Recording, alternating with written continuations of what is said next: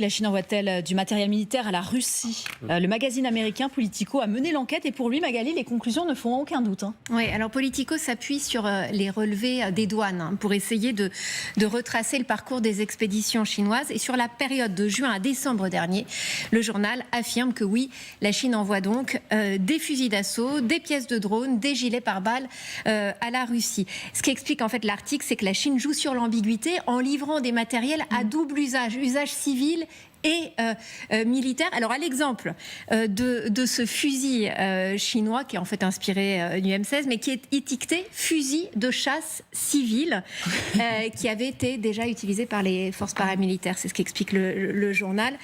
En juin 2022, des cargaisons de ces fusils auraient été envoyées par la China North Industry Group Corporation, c'est une industrie de défense qui est liée à l'État chinois, envoyées à cette société russe qui aurait donc récupéré ce matériel et qui a manifestement l'habitude de fournir aussi un certain nombre de matériel à l'armée russe. Alors d'après Politico, toujours sur la base de l'analyse de ces données, la Chine se sert de pays intermédiaires pour faire passer des cargaisons à la Russie.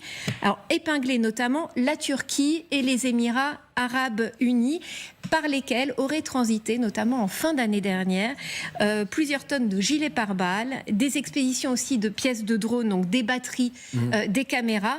L'entreprise chinoise qui serait à l'origine de ces expéditions, aurait déjà fourni à Pékin des moyens pour surveiller notamment la minorité ouïghour avec ces drones.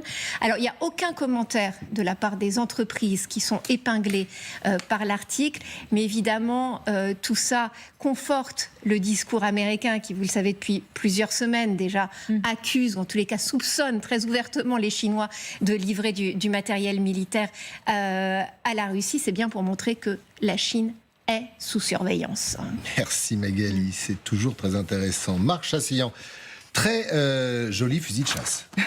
Hein, oui, vraiment. Très et alors, ça dépend du gilet, mais voilà, c'est vrai que le gilet pare-balles et le casque, c'est très utile quand on va chasser. Quand même. Oui, absolument, absolument. Alors, juste pour une petite réflexion à peine philosophique, c'est que depuis que le monde est monde, si vous avez besoin de quelque chose et si vous avez de l'argent, vous trouverez toujours quelqu'un pour vous le vendre. Alors ça, c'est une règle de base. Et si vous regardez l'histoire un peu des embargos ou des sanctions qu'on a toujours imposées à un certain nombre de pays pour tout un tas de raisons plus ou moins bonnes, vous vous apercevez qu'en fait, ces pays, finalement, arrivent à plus ou moins long terme à se procurer ce dont ils ont besoin. Dans le cas de la Chine, alors moi, j'ai pas plus d'informations que ça, mais évidemment, mais ce qui intéresserait plus particulièrement les Russes, c'est pas des armes, c'est des composants sensibles pour faire des armes. Voilà. Et en particulier de l'électronique. Et ça fait quand même quelques temps. Voilà. Alors, ça fait quelques temps que les Américains les surveillent quand même. Voilà. Et vous avez voilà. Et alors pour faire la différence entre un microprocesseur à usage de machine à laver et un microprocesseur à usage de missiles balistiques, bon, voilà. Alors je caricature volontairement. Mais non. Vous avez raison parce que on l'a souvent dit dans ce 12-15, vous avez des pays qui ont été épinglés pour acheter des lave-vaisselle et notamment des réfrigérateurs pour pouvoir récupérer les puces et les livrer à la Russie. Donc. Alors, vous mettez pas une puce de réfrigérateur dans un missile, c'est pas ce que je veux dire, mais c'est typiquement ce qu'on appelle des composants du haut. Donc, les composants du haut, c'est quoi? Ce sont des matériaux sensibles, par exemple, hein, ça peut être des métaux, des alliages, des produits composites, ça peut être des composants électroniques, ça peut être des composants optiques. Voilà, vous avez tout un tas de choses qui, j'allais dire, vous les étalez sur cette table-là, vous dites non, mais ça c'est pas des armes. Ça passe. Pourtant, une fois que c'est astucieusement assemblé, ça vous fait un missile.